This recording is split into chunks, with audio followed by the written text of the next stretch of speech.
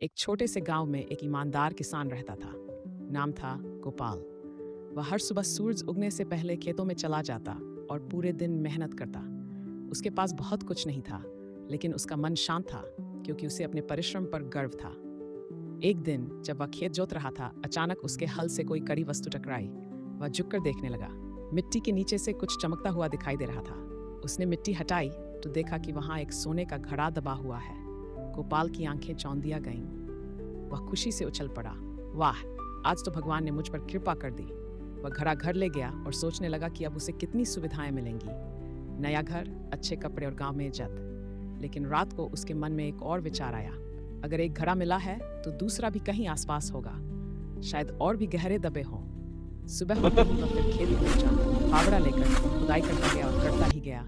सूरज डूब गया पर उसे दूसरा घड़ा नहीं मिला। थक कर भी उसने खुदाई नहीं छोड़ी, क्योंकि अब उसके मन में लालच का बीज उग चुका था।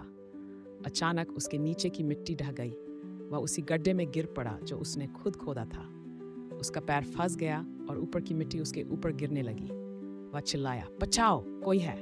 लेकिन खेत सुनसान था। धीरे धीरे उसका स्वर मिट्टी में दब गया और उस दिन के बाद गोपाल कभी घर नहीं लौटा।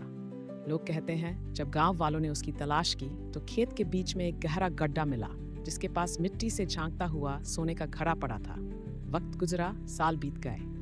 उस खेत को अब बच्चे खेलने की जगह समझते हैं,